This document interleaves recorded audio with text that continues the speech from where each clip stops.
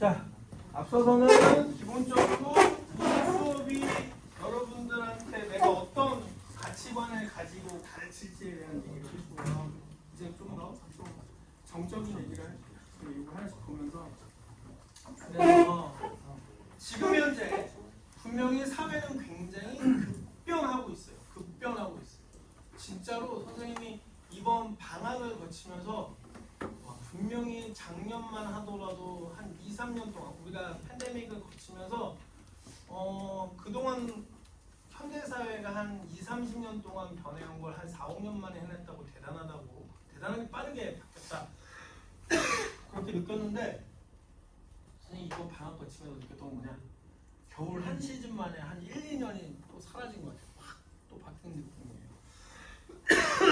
그러면 우선 그게 제일 중요한 게 뭐냐, 이런 걸 쭉 봤을 때요. 첫 번째, 그렇게 빨리 변하는 이유는 가장 중요한 건 지금 전 세계가 다 인구 구조 변화에 대해서 굉장히 민감하다는 거. 그리고 그 인구 구조 변화 때문에 경제력이 나라마다 계속 들쭉날쭉해요. 비즈니스, 산업은 경제 구조, 경제력에 따라 또는 그런 구조의 변화가 경제력에 많은 영향을 미쳐요. 그래서 여러분들도 결국에 언제까지 학생은 아니죠. 내 돈을 내가 벌고 내가 생존해야 되고 내가 사업해야 되는 사람들이에요. 문화, 경제, 정치 이 세 가지에 굉장히 민감하게 예민하게 대응해야 돼요. 반응한다가 아니야. 대응해야 돼요. 반응은 나랑 다른 의견, 다른 가치관이 있을 때 막 싫어하고 손사래를 떠고 이게 반응인 거고, 대응은 그걸 얼마나 의연하게 대처해서 내가 그걸 기회로 가져갈 겁니다. 그래서 이런 변화에 여러분들은 대응을 잘해야 되는데 가장 큰 게 사회 변화, 그리고 그거에 따라서 경영 전략이 모든 비즈니스 모델들이 계속 바뀌고 있고, 그리고 특히나 인구 구조 변화 때문에 고객층이 계속 변화한다는 거.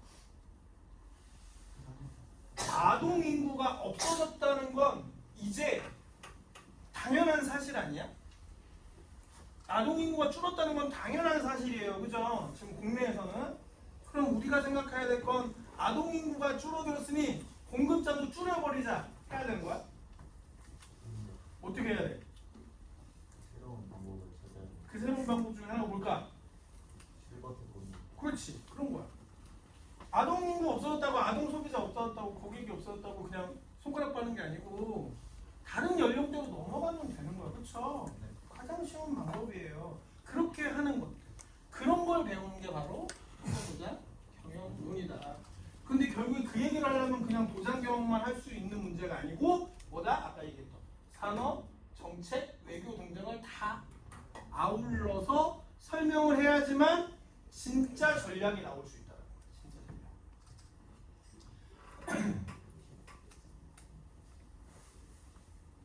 자, 아동 인구가 주는 건 가장 큰 문제인데 그 다음 그러면서 특히 인구 구조 변화 때문에 경제가 들장날짝 계속.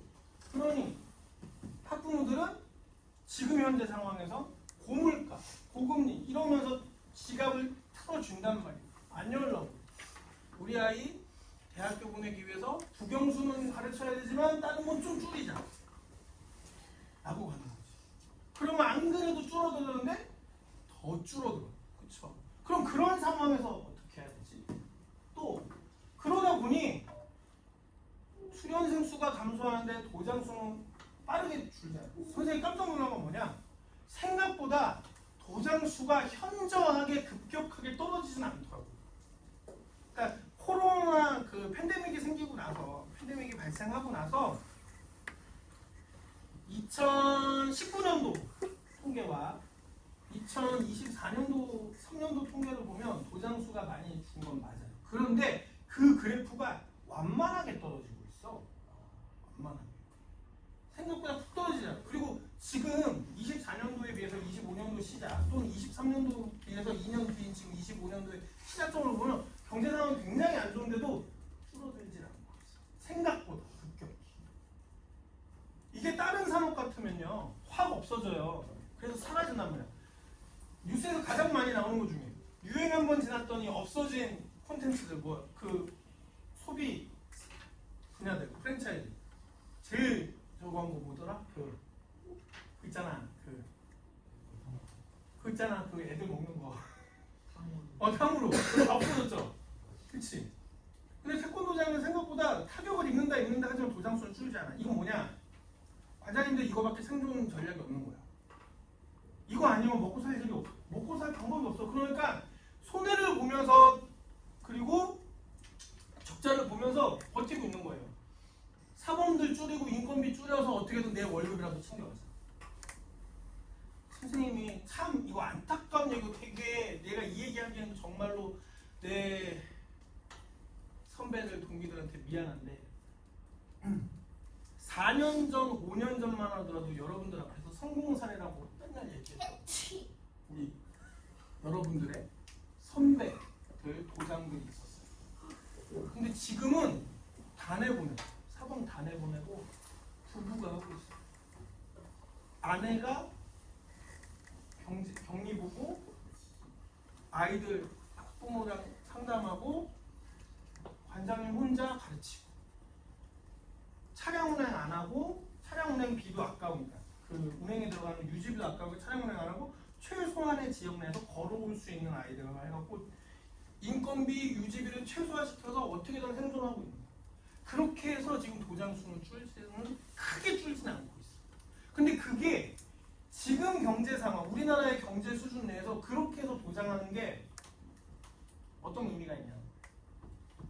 커피숍, 편의점 하는 자영업자 이외에 태권도 비즈니스를 한다는 사람으로서의 그런 태권도 산업 분야에 들어온 거에 있어서 과연 우리가 편의점 하든 카페 하든 자영업의 규모 수준으로 자영업 규모 수준으로만 계속해서 생존하는 것이 태권도한테 좋은 일일까? 물론 일자리를 창출하고 뭐 아니면 자생한다는 면에서는 태권도장이 어떤 형태로든 많이 살아남는 건 좋은 일이지만 그렇게 해서 우리가 장기적으로 봤을 때 얻을 수 있는 건 뭔데? 그런 부분들도 좀 생각해요. 그래서 그런 경쟁이 심하. 그런 와중에 안 없어지니 계속 경쟁은 심화되고 80명만 있어도 된다. 사범을 내보내면 사범을 안 쓰면 먹고 살 수 있어. 그럼 여러분들은 어디 가야 되는데? 관장님들이 자기 거 차려서 자기만 먹고 살려고 해. 그런 얘기들 좀 터놓고 얘기해요. 진짜 까놓고. 그러면 여러분들도 마찬가지 아니야? 아, 나 잠깐만 인턴하고 한 6개월, 1년만 배워서 나도 내 거 차려야지. 나 혼자. 1인 도장. 그러면은 이건 더 심화되는 거야. 그쵸? 이렇게 되면 이거는 올라가는 건 당연한 거야. 당연한 거야. 인컴의 총량은 줄어들었으니까 그걸 어떻게든 나눠 가져야 되는데 당연히 경쟁이 심화돼요. 그렇죠? 그다음에 그래서 이런 상황이라면 태권도장의 특징 우선 첫 번째 우리가 그동안에 살아남을 수 있었던 여러 가지 이유 중에 하나가 뭐냐 태권도장은요 다른 종목들에 비해서 복합적인 공간이었다. 태권도장이 유치원의 역할, 어린이집의 역할도 해주고요. 학부모들 어떤 또 그 열린 생각 가진 사범님들, 관장님들은 학부모들끼리 모여서 커뮤니티 센터도 할 수 있을 정도로 공간을 열어놓기도 하고 그래서 태권도장이 그런 역할들이 충분히 그동안 해왔다. 그런 장점을 이제 그 장점을 그대로 살려서 새로운 공간, 새로운 상품으로 만들 수는 없을까? 라는 생각도 좀 해볼 필요가 있습니다. 그런 것들도 우리가 한번 계속해서 얘기를 하게 될 겁니다. 자, 어쨌든 우리가 지금껏 태권도장의 경영론이라는 걸 배워야 되는 이유에 대해서 조금 그 시대가 너무 암울하고 좀 시대가 너무 그 여러분들한테도 그렇고 나한테도 그렇고 조금 쾌적하지 못해. 그래서 좀 부정적인 이슈를 가지고 그래서 배워야 된다는 얘기를 많이 했다면 조금 미래적인 좋은 얘기를 좀 해보자면 어쨌든 간에 이 문화적 변화가 긍정적으로 갈 수 있는 방향성과 지향점 충분히 있어요. K컬처가 계속 확산되고 있는 와중에 분명히 우리나라만의 독특한 콘텐츠로서 가장 큰 역할을 할 수 있는 게 여러 가지 중에 하나가 태권도다. 그래서 K컬처 확산. 그리고 태권도는 여전히 문화적 가치가 있고 여전히 글로벌 시장에 진출하기 좋은 콘텐츠. 좋은 콘텐츠. 그래서 선생님이 4학년이나 3학년들 만나면 항상 얘기하는 얘기가 이 수업 듣고 태권도 실무 영어 2개 같이 연달아 들으면 아니면 거꾸로라도 들으면 큰 도움이 될 거다 라는 얘기를 많이 하는데 뭐 그 선생님을 자랑하는 게 아니고 이 수업에 이런 연계된 수업들의 필요성에 대해서 항상 얘기를 하는 거예요. 그 경영 전략적인 경영도 잘 짜야. 그냥 내가 운동 잘하니까 태권도 잘하겠다? 손님 안 와요 생각보다. 운동 잘한다고 오지 않아. 어떻게 경영 모델을 만들고 어떻게 마케팅을 하고 어떻게 사람들한테 알리고 어떻게 사람들하고 커뮤니케이션 하느냐에 따라서 손님들이 많아지는 거야. 미국에서 태권도 잘하는 여러분들 선배들이 영어 잘해서 아니면 태권도를 너무 잘해서 알아서 손님들 올 것 같아요? 아니야. 똑같아. 비즈니스. 기능은 기본이라고. 내가 만들어낸 생산품에 내가 가진 기능은 기본 재료일 뿐이고요. 영어 잘해서 커뮤니케이션 잘하고 거기서 그 나라 사람으로서 묻어 살 수 있는 준비가 되었기 때문에 그게 완성되었기 때문에. 그래서 여러분들에게 태권도를 해서 해외 진출하라는 동기부여를 할 때 물론 처음에는 여러분들의 기술력이 좋으니 가면 대접받을 수 있다는 얘기를 먼저 합니다. 하지만 그것 때문에 본인의 값어치가 올라가거나 인컴이 막 뛰진 않아요. 5년, 4년 이상의 수습이나 적응 기간을 거쳐서 그 나라 사람이 되었을 때 도장을 열고 그래서 이렇게 얘기하면 좀 그렇지만 여러분들 이해하기 쉽게 백인, 흑인, 미국인들 그냥 현지인들하고 막 섞여서 살아서 내가 이 나라 사람이랑 동질감을 보여줄 때 손님들이 많이 오시죠. 텍사스가 엄청나게 그 신도시가 활성화되어 있고 인구가 계속 늘어나고 있어서 거기 가면 성공한다? 안 그래요. 생각보다 성공하는 사람 많지 않아. 거기도 많잖아요. 왜? 그것만 알고 우리나라 신도시처럼 인구가 많은 곳에 가서 도장 열면 알아서 들어오겠지? 한정된 수준에서 끝이 나. 그러면은 그 와중에 1000명, 2000명 하는 도장은 어디냐? 계속해서 거기 현지인들 학부모들하고 얘기하고 커뮤니케이션하고 하면서 내가 이 동네에 나도 이 지역사회에 미국인으로서 살고 있다는 걸 잘 보여주는 관장님들, 사범님들의 비즈니스 성공. 그러면 이게 꼭 미국만 가냐? 아니야. 우리나라도 그래요. 여러분들 관장님들 중에 스승님들 중에 도장 잘하시는 분들 보면 사범들한테 교육 맡겨놓고 본인은 다 대외 사업하러 돌아다녀요. 시장 만나고 학교장 만나고 하면서 지역사회에서 할 일 하면서 그렇게 지내요. 그게 비즈니스 할 때 리더십의 여러 가지 요소들 중에 도구들 중에 하나예요. 어쨌든 그런데 태권도는 워낙에 한국이 뛰어나다 보니 미국이나 외국에서도 한국에서 온 태권도의 오리지널 뭐뭐뭐 하면 좋아한다고. 우선은 충분한 값어치가 아직도 남아있다. 그래서 태권도장 경영이라는 걸 이제 국내 한정에서만 보지 않을 겁니다. 선생님이 여러분들 지도할 때도 과거에는 태권도 실무 영어가 있어서 실무 영어 시간에 외국 해외 태권도장 그리고 국내 태권도장 태권도장 경영에서 딱 비즈니스 좀 나누어서 했었는데요. 선생님이 지난해 올해 미국 투어 도장 투어 다니면서 느껴본 바 이거를 조금 포괄적으로 같이 가야 될 것 같아요. 그렇게 해야지만 4학년들한테 조금 더 심도 있게 도움이 되지 않을까 생각이 듭니다. 자, 그래서 여러분들이 이제 이 수업을 받으면서 배워야 될 것, 이론적인 부분, 경영 전략, 비즈니스 모델에 관한 기본적인 이론들. 비즈니스 모델이란 무엇을 얘기하면 어떻게 만드는가, 어떤 상황에서, 어떤 환경에서 어떻게 달라지게 적용하는가. 그다음에 마케팅 홍보 전략. 비즈니스 모델을 만들었다면 그 비즈니스 모델마다의 마케팅 홍보 전략은 달라집니다. 그리고 마케팅 홍보 전략의 기본 방법들이 있어요. 그것들을 배울 거고. 그다음에 재무 관리. 아까 예를 든 것 중에 관장님들이 1인 도장에서 인건비 줄이고 유지비를 줄인다고 했잖아요. 그것처럼 어떻게 해서 돈을 아끼고 어떻게 해서 돈을 늘리고 할 거냐에 대한 문제들도 배울 겁니다. 여러분들이 회계 학과처럼 막 대단하게 엑셀로 막 이런 걸 배운다는 건 아니고 어떤 구조로 한다면 이런 비즈니스 모델에서 수익이 나고 또 A라는 B라는 비즈니스 모델에서 수익을 내려면 어떻게 자금을 운영해야 되고 이런 모델별로 케이스별로 얘기를 하고 그 상황에서 조직 관리 그러니까 내가 만들어 놓은 상품 내가 만들고자 하는 상품을 제대로 팔기 위해서 고객들하고 커뮤니케이션 하기 위해서 어떤 조직을 운영해야 되느냐 어떤 비즈니스 모델은 1인 도장이며 어떤 비즈니스 모델은 관장, 사범 또는 아이들 케어해주는 다른 보육교사가 따로 있어야 되는지 아니면 뭐 차량 운전사 따로 둬야 되는지 아니면 이걸 좀 더 비즈니스 크게 해서 도장을 한 10개씩, 5개씩 운영한다고 했으면 어떻게 해야 되는지 조직 관리에 대해서 얘기를 하게 됩니다. 이론적으로는 그렇습니다. 그리고 이제 이 시대에서 마케팅을 한다, 경영을 한다, 사업을 한다 해서 디지털 역량, 디지털 전문성을 사용하지 않을 수 없다. 절대 그러지 않을 수 없다.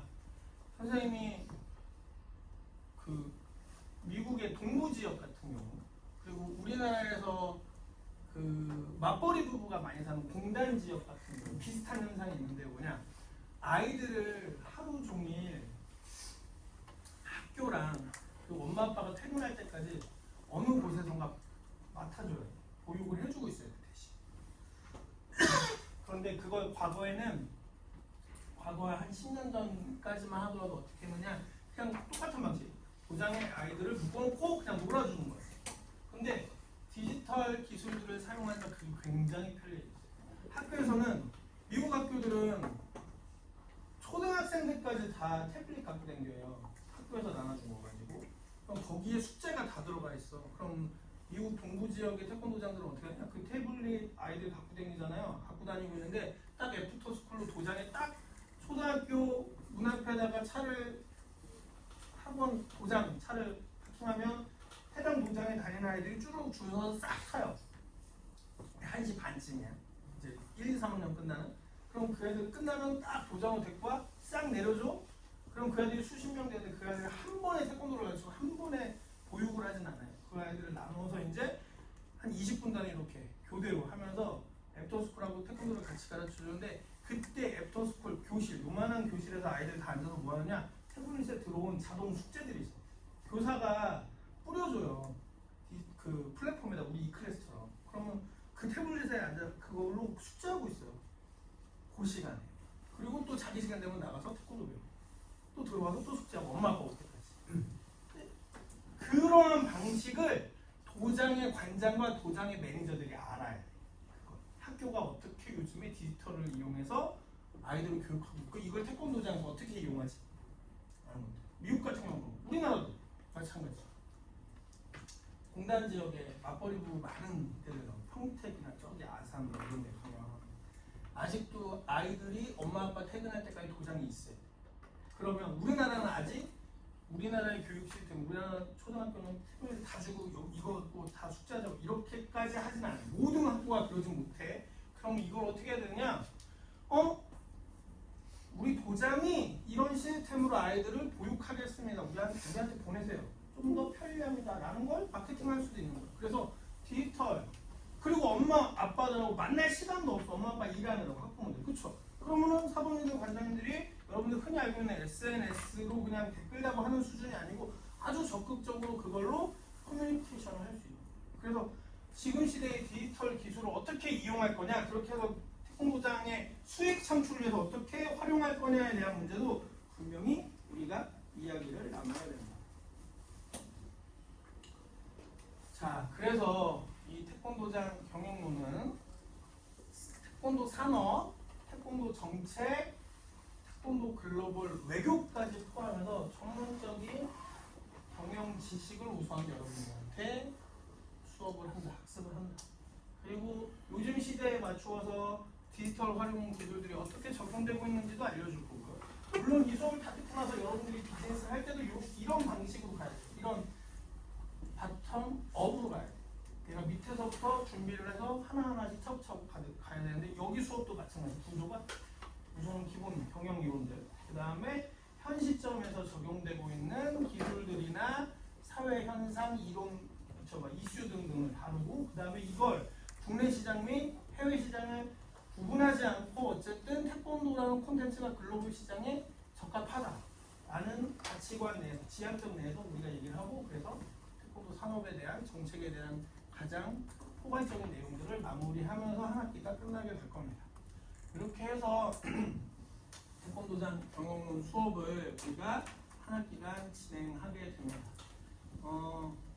선생님 매번 얘기하지만 선생님 수업이 어쩔 때는 굉장히 체육 계열, 그러니까 솔직히 얘기해서 우리의 지금 나도 학부 때 그랬어요.